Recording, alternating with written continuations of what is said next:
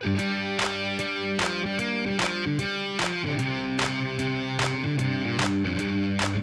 Bronwyn.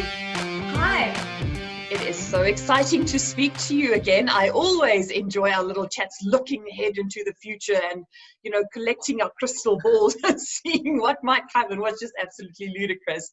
How have you been? I've been very well, all things considered. As a futurist, you've got to be prepared for everything, and thriving in chaos is pretty much my job, so can't complain too much.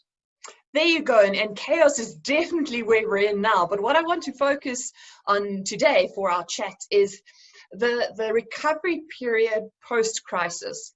So where our feet are under us a little bit more, we've got more data, the stats have started declining, etc., etc. When we need to start building again, where it's not about crisis mode as much, but seeing what are we left with, and what possibly can we make with it. And then while we're in that, rethinking the basics of business, rethinking the way we set things up, rethinking society, what I'd like to know from you is what else we should keep in mind, because it's easy to rebuild something based on what you know, based on what has worked, based on what has happened, but there's a massive opportunity when you do rebuild something in terms of you've got kind of a clean slate, which is a really, really sad state of affairs for most businesses at the moment. And this is not to be disrespectful to those that have lost everything or almost everything, but rather a guide into saying, while you are rebuilding, what else should you be looking at? Okay, so I suppose the first place to start with is that we're in the midst of what feels like chaos right now, but the thing that businesses and individuals and employees, employers, whoever you are, needs to get your head around is that this is not a short-term crisis. It's not going to be over when the 21 days lockdown ends. In fact, there's not a single country that's come out of lockdown. So if you're talking about China, they are basically, their idea of reducing lockdown is what we're in now, and that's 4 months later.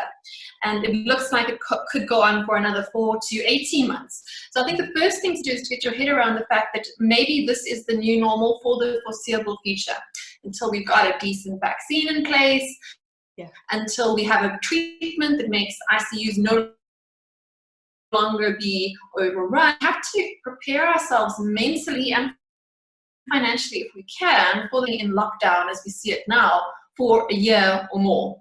So that's a scary thought, but I think until you get comfortable with that thought, you can't really start planning ahead.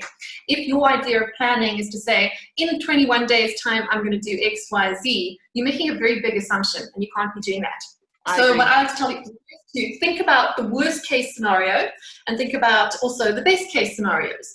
So when we talk about sort of scenarios in the future space, you want to be dealing, if you can kind of think about it in a sort of a matrix in your mind, to think there's two crises that we're dealing with simultaneously here. One is the health crisis, and we have very little control over that, other than the fact that if we stay at home, we do make things a little bit better. We don't have any control over what other people do. Other people are behaving or applying rules, or what the government choices are making there. So we have to understand that that's largely outside of our control. And the other factor that's outside of our control is our economic situation. We're not in charge of the money printing presses. We're not in charge of who presses the buttons. There's money go brrr, as they say now in the memes all over the internet. We're not in charge of what Treasury is doing. We're not in charge of what our federal is going to say in terms of who gets cash and who doesn't. We don't have control over that. And we have to understand those things we don't have control over, and then we can try and extrapolate the options. What's the worst case scenario that could happen? What's the scenario that could happen? And to try and be as prepared as possible, or to have a plan of sorts as much as you can for each of those variables. And that's really hard, but that's what we're spending the next few days doing, coming to terms with reality, going through that grieving process and making sure that we have our heads around the long-term crisis that we're really in, that we don't have control over. That's the first step. The next thing is to think about what are the things we do have control over. And there are actually quite a lot of things that we do. We don't have control over society. We do have control of our own families. We do have control of our own businesses. We need to make those hard choices now if it comes to switching people from employment contracts onto just contracts, because we can't plan ahead. We can't be guaranteed that business is going to be back to normal within 30, 60, or even 90, or even 100 days at this point. I'm thinking months. So I'm thinking months at the moment. I must be honest. It's the worst case scenario. It's a little bit of a pessimistic view. But I am honestly thinking months when I say, well, when you do make a plan, when you're in recovery, it's definitely not short term.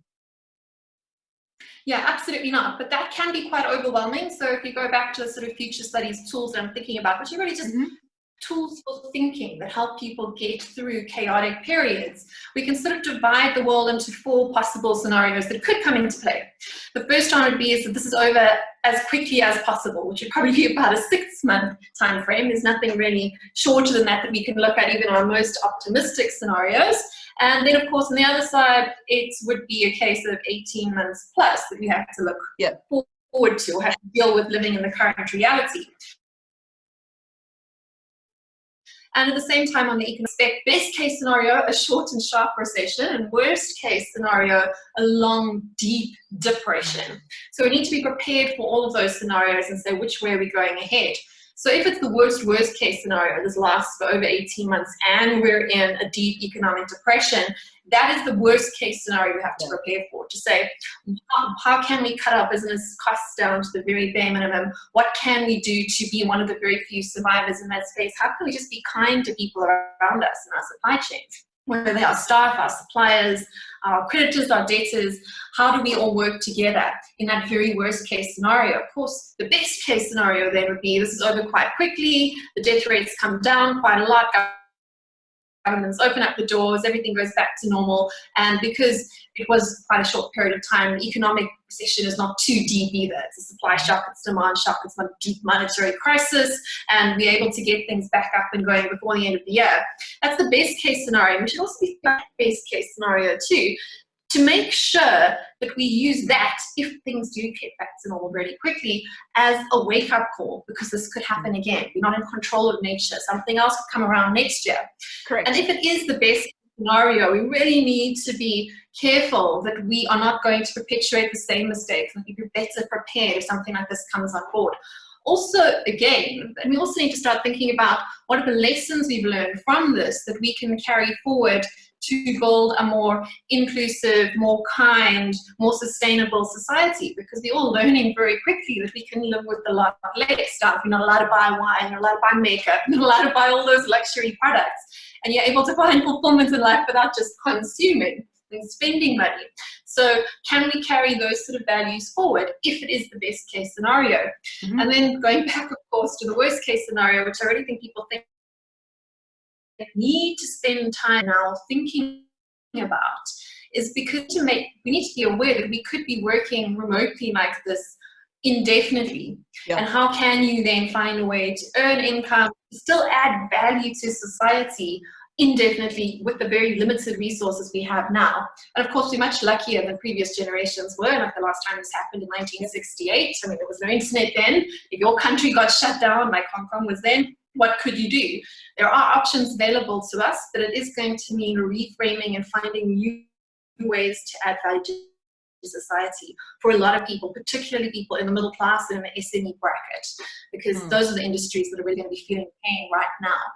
But of course, the opportunity again is in finding that value again. How can you add value to society? Is there a problem you can be solving? I mean, that's what entrepreneurship is all about. And we all know fortunes are made in depressions. They're made in tough times when people spot opportunities and then run with them. And in terms of building a business for the future, there's never been so many problems at the same time. And every problem is a potential business service or business or new business that could be put in place to actually solve that problem and maybe solve your own problems in terms of your financial issues at the same time. And the problems aren't, and I think this is what I'm alluding to, the problems aren't just those that we are aware of. The problems aren't those that are well studied, that has research reports and recommendations on it. It's new, different type of problems that we've never imagined before. So say, for instance, we take the working remotely, the work from home. That is a concept, and there's a lot of articles and a lot of webinars and a lot of topics and a lot of everything on working from home at the moment. But if you look at what it challenges fundamentally, then there's a few of those foundations that will have to shift as well. We're dabbling in things like virtual environments and emotions created in virtual spaces. And this might be the trigger that now says, well, since we work from home, since we're used to the baseline of technology, then surely the adoption of a virtual environment is going to be easier, as we've seen already in virtual tours in museums. And is that going to become the next normal or not? Same with working from home in terms of, I was thinking this morning in terms of fashion, just simple fashion. High-heeled shoes. I don't know, who's last worn high-heeled shoes, except for a feeling of nostalgia. I still put on my shoes for every single video recording I do to give me a feeling of professionalism. But I've even seen some of the gentlemen in their video recordings and meetings I have, suddenly they're wearing t-shirts, where I've never seen them without at least a button-down shirt. So it's remote work, but the fringe impact of it is going to be so much wider than just working from home. What are some of the other trends that you guys at Flux Trends and that you as Bronwyn yourself have seen that might be triggered by this new way of working and by this pandemic? Well, absolutely. I think that whole thing of cutting past the superfluous parts of society, like you pick up on, like all the clothes you put on, I mean, none of this is necessary to our basic needs at all. So a lot of what is superfluous is going to fall by the wayside. So I think luxury products are going to redefine themselves very, very quickly. And you're alluding to the fashion industry. So they're like going to be hit quite hard by that whole luxury purchases, not essential. I'm going to pay my bond instead or save, because I don't know how long this is going to go on for. But the other side of that is this whole thing of virtual fashion, which is quite interesting, and the whole concept of the virtual economy, which I'll get into in a second. But we can start with fashion, because it's a nice example. Everyone understands clothes. But what we've been tracking is this concept of completely sustainable, zero impact fashion, which is in fact just a virtual skin. So we was talking earlier before we started recording this about Zoom custom backgrounds. But if you can now imagine a Zoom custom foreground, so virtual clothing, so you could just show up in your, your Kanye West clothes, those like completely beige body stockings that he's into, and you can overlay a filter that will dress you in, could be designer clothes or very, very basic clothes. So there was actually last year, which was actually towards the end of 2018, there was a blockchain-based company that did a virtual garment that sold for something like $900. So this was a unique piece of virtual clothing. It didn't exist. It was basically just a Snapchat filter, but only that person could wear it. That's why it was logged on the blockchain to say it was a unique virtual digital garment. And that's quite an extreme example, but people are paying real money for this. But if you have children, you know this. If you have children that play games like Fortnite or Minecraft, all the rest of it, your real flesh and blood children are spending your real money that you earned in the real world on virtual skins for their virtual avatars. But we'll see those sorts of trends accelerating because, of course, I mean, it's sustainable. It's great from a sort of climate change perspective on the one hand. It's also great from a ways to create value and add value again in a world that has gone completely digital. So this whole concept of a virtual economy arising that's sort of overlaid and integrated with our real world is quite a big concept. So we also see that in terms of the financial space. So there are places that you can go and buy virtual land, virtual real estate, and actually start investing in it. And these virtual real estate plots are trading for hundreds of thousands of US dollars. So it's real money going into the virtual world. So if you think that you're sort of limited to your bedroom and you're stuck at home, you absolutely are not. And of course, those video game examples are very much from the first world, the luxury market, but there's examples in the third world that have come on board too. So in economies like Venezuela that have had a complete economic meltdown, and we should definitely be watching them as South Africans, because we know the health crisis are dealing with being downgraded to junk status. I mean, it doesn't rain and pours in sunny South Africa. But what Venezuelans have done as their real fiat currency has collapsed is they've digital gold in exchange for real money. So we're talking about Venezuelans, ordinary people going and logging on to games where you can exchange your game points for real money, and they're mining this virtual gold in these virtual mining games, and they are selling it to players in places like the United States and across Europe. And they're actually forming little mining cartels, and they're earning a real living this way because their own currency is worthless, but they're able to trade their gaming skills for cash from people across the world. So it becomes a sort of like legal money laundering system.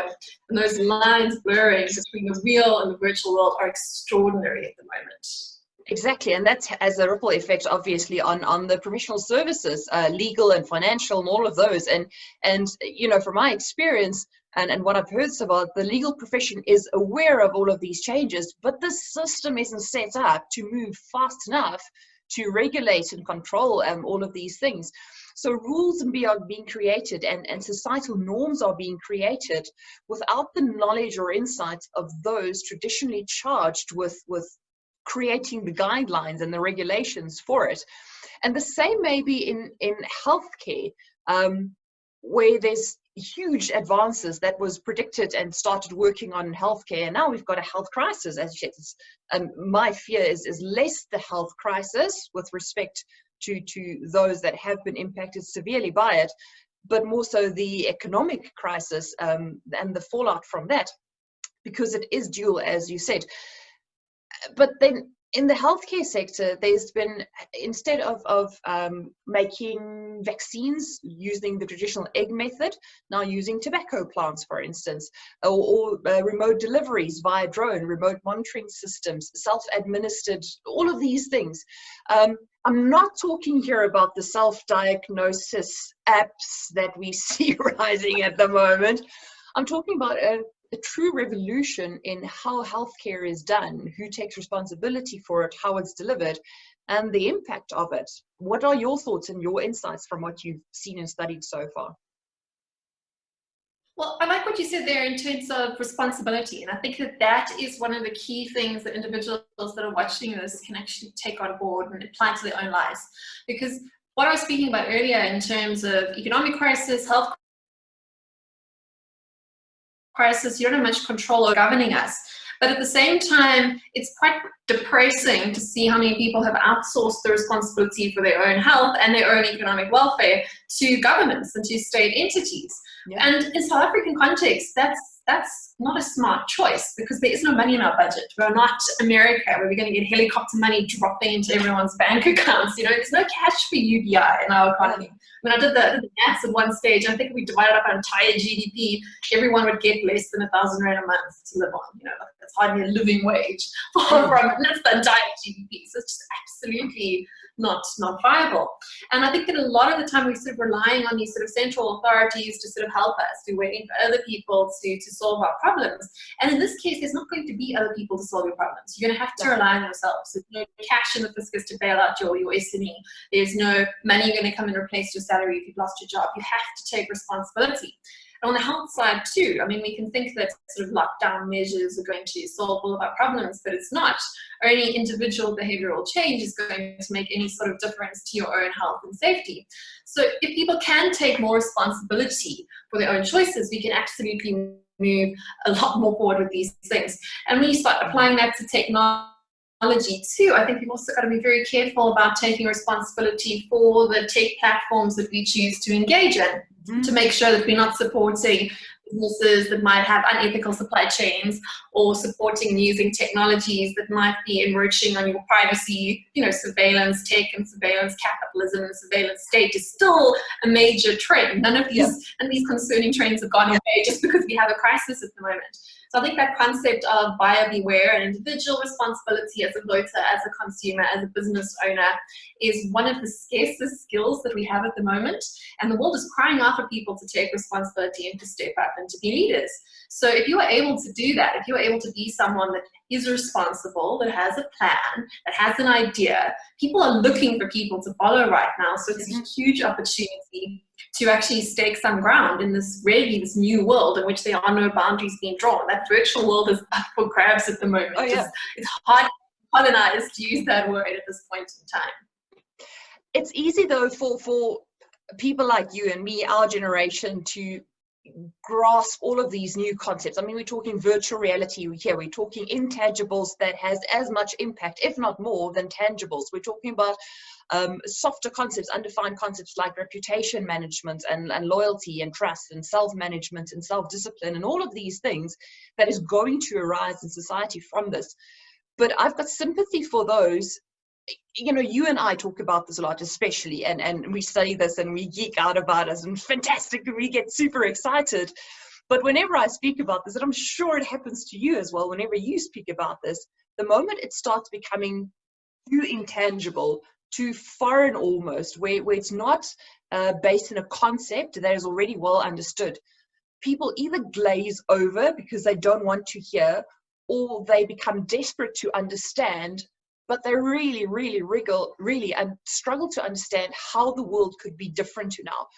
Do you have any advice for those that get it, that understand the world is going to be completely new, but that really honestly struggle to make sense with where to start with reviewing trends and seeing how it's going to impact on their business? Well, that's why you hire people like you and I, right? To help guide you through these sort of periods of change and growth and crisis. That's how it works. We can only help so far. We can, but as you're saying, you've identified those two different groups of people: people that recognize opportunity, that understand the technology, that live in that world, and people that don't. And there's a huge opportunity for one side to actually work with the other. Because I think the challenge our generation has, who does understand technology, we've grown up alongside Zoom, you know, like we understand how these platforms work and all of that. At the same time, our generation, it has been brought up almost exclusively in that virtual world, and in a world where it's actually been quite easy to make cash. Whereas older generations who perhaps didn't have grown up understanding that you have to add value to society. So I definitely feel, as someone that is sort of millennial age, as terrible it is to use those generational cohorts, everyone knows what you mean when you say you're a millennial. We've grown up in a world that's all about extracting value, not about adding value. We have grown up in a life of abundance and consumption. So we know how to spend money. And a lot of the businesses that people at our age have sort of engaged in have been these sort of get rich quick kind of businesses in the virtual economy, or the zombie economy, as I call it, because it's an economy that's built to sort of piggyback over the real world.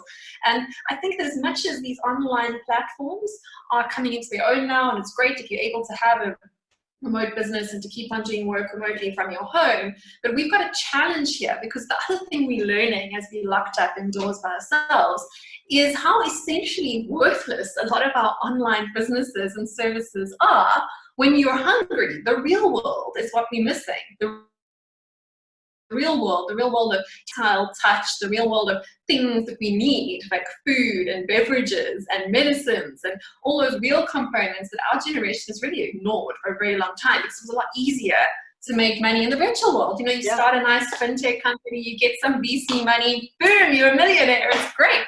Easy peasy, no lessons learned, but you've got money.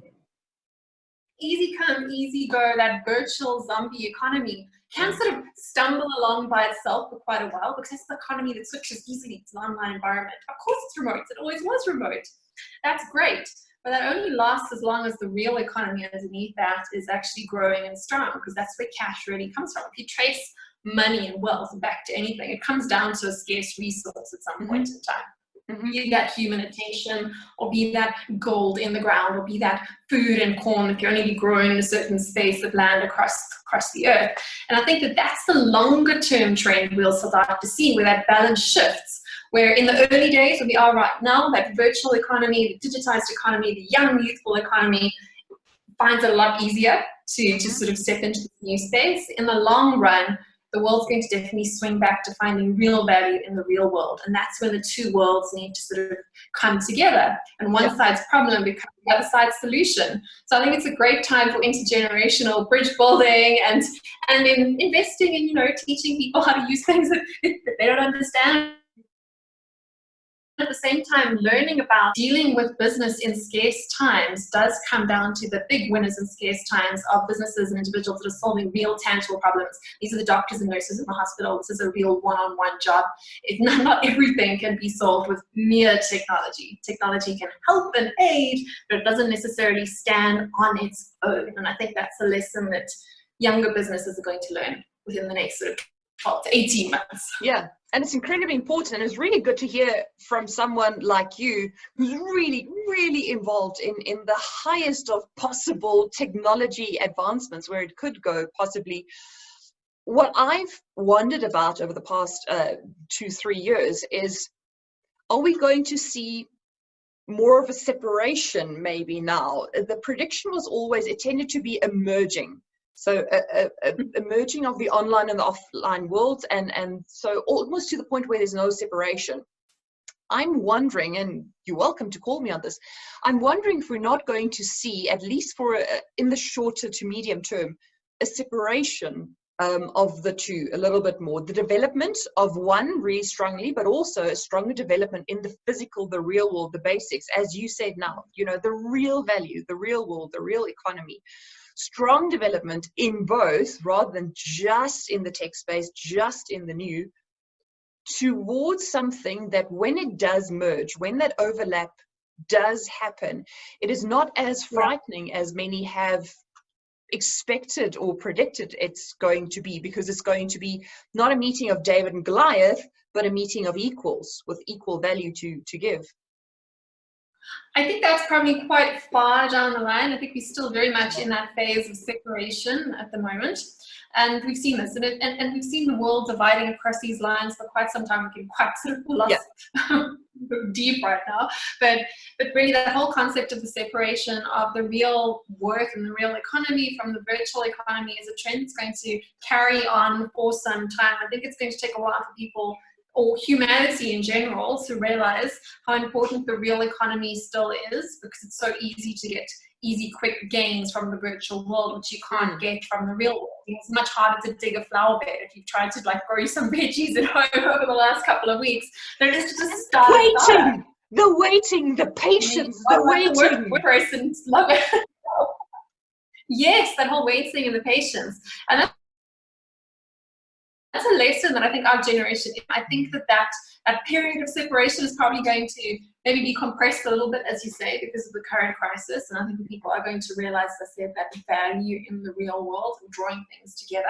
But the other thing to realize is the big gains in the future are going to come from the real world and to come from extending scarce resources, not just multiplying those abundant digital resources, particularly in a world that's going to be much more financially constrained, because we are going to be going into a global recession. I mean, we're already there. But the jobs sort of figures, the jobs losses coming out of the massive economies like the US and China are not going to be going anywhere anytime soon. And I think we're going to have to learn a lot about digital economy businesses are really luxury products. They're B2B products, they're luxury products, they're service products for the upper middle class. And as that upper middle class gets squeezed, the real value to be found is to be meeting the needs of basic needs of people. And perhaps that's a good thing. It's also going to lead to a sort of a more equalizing world across the first world and third world. Because in a place like South Africa, we're quite privileged from a sort of observational point of view, because we live at the sort of cross-section of the two worlds, of the first world and third world. I mean, I've heard South Africa is described as being part Switzerland, 10% Switzerland and 90% Delhi, you know, so we know we've got like a bit of both. From an observer, that's a great advantage. Yes. We see those two worlds. And what the first world is learning right now is how important those basic needs are, because suddenly all that luxury layer has been stripped out. And as those sort of people, a lot of those people in the first world are going to be losing their jobs and falling down the socioeconomic ladder, there's going to be more solidarity between the masses across the world. So that's an interesting one to look at. But the first world, sort of the new sort of lower middle class, is coming with the benefit of a whole lot of technology and a whole lot of understanding of how to solve problems. Perhaps now there'll be more impetus to act about solving those problems, but people are starting to realize if your problem is my problem. Pandemics don't have borders, we have borders, and we have these sort of artificial lines between different groups of our society, but nature definitely flattens that field. So those opportunities for finding opportunity to solve problems, once again, are manifold at the moment, and fortune is definitely going to favor the fast to solve those problems, because that is the one thing the technology does, that the winner really does take all in this new world that we live in. And that's a trend I don't think is going to be broken by anything that we see at the moment. If anything, it's going to be accelerated. So that's something to, both a warning and an opportunity to put out to people in the business space. You want to be the first, because the digital space definitely favors those vicious, virtuous circles, and you want to make sure you're in the right loop, not the wrong one at this point in time. While still being kind and still taking care. And I love that what you said a little bit earlier, still caring about people, still taking care of people. And, you know, as with all ethical businesses, first do no harm. So look at what the opportunities is, but don't be selfish in your opportunistic ventures, because that's going to have a different pendulum swing, which is going to bite you in the butt in no time at all. Even though the winds might be, in the short run, the winds might be really, really high, over the long run, it's not going to bode well, according to what we see at the moment. Definitely not. And that's the other thing with the digitized virtual world, is that there is nowhere to hide. So that could be scary from a consumer point of view, when the government is spying on you through your Vodacom contract and all the rest of it. But at the same time, as a business, it should be scary to you, because your customers can see everything. It's very hard to hide behind paper trails and press releases today. Sooner or later, people see you for who you are. And if you've been following social media over the last couple of weeks, consumers and employees are not at all ashamed to call out businesses who are using a crisis in an opportunistic way. And you don't want to be that guy. No, you don't. The internet never forgets. It doesn't. Bronwyn, it's been lovely talking to you. As always, thank you so much for sharing so freely of yourself. I will keep stalking you on social media to see all of your brilliant thoughts as they pop into your head. Keep well. See you soon. Cheers. Thank you so much.